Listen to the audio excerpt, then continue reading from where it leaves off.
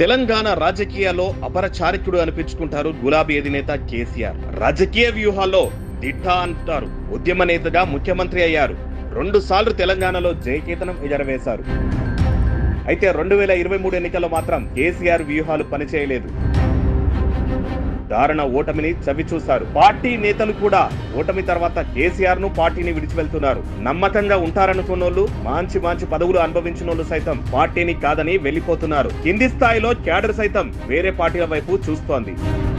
Parliament ఎన్నికల్లో 0 స్థానాలు రావడంతో కేసీఆర్ క్రెడిబిలిటీ మీదనే అనుమానాలు మొదలైనాయి. వీటన్నిటి దృష్టితో క్షేత్రస్థాయి నుంచి పార్టీని బలోపేతం చేయాలని నిర్ణయిస్తున్నారట గులాబీ పెద్దలు. పెద్దసారుకు పార్టీని బలోపేతం చేయడం ఎలాగో తెలియని విషయం కాదు. రాజకీయాలు వెన్నతో పెట్టిన విద్య అన్న పేరు తెచ్చుకున్నారు ఆయన.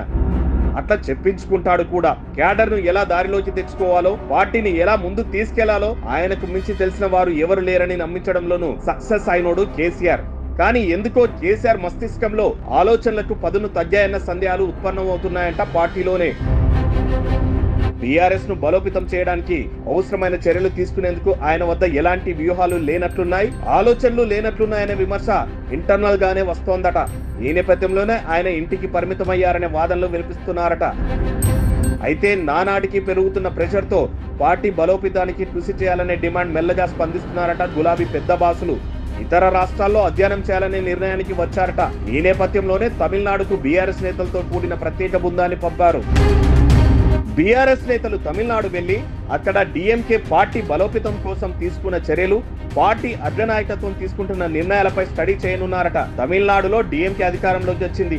అది ఏ ఎన్నికల్లోనైనా గెలుస్తూ వస్తోంది. శాసనసభ ఎన్నికల్లో గెలిచి అధికారంలోకి వచ్చిన తర్వాత స్థానిక సంస్థల ఎన్నికల్లో డీఎంకే జెండా ఎగరవేసింది. పార్లమెంట్ ఎన్నికల్లో కూడా సత్తా చాటింది. దీంతో కేసీఆర్ ఇప్పుడు డీఎంకే పార్టీ విధానాలపై స్టడీ చేయడానికి ప్రత్యేకంగా ఓ బృందాన్ని పంపారంటే ఆయన పరిస్థితి ఎలా ఉందో అర్థం చేసుకోవచ్చు. అయితే తెలంగాణ, తమిళనాడుకు పూర్తి విరుద్ధమనే వారు ఉన్నారు రాజకీయ విశ్లేషణల్లో. అక్కడ డీఎంకేకు సరైన ప్రత్యర్థి లేరు. పైగా తమిళనాడు ముఖ్యమంత్రి స్టాలిన్ నిర్ణయాలపై ప్రజలు సానుకూలంగా ఉన్నారు. అక్కడ సంస్కృతి వేరు, తెలంగాణ సంస్కృతి వేరు. 2 విభిన్నమైన రాష్ట్రాలు.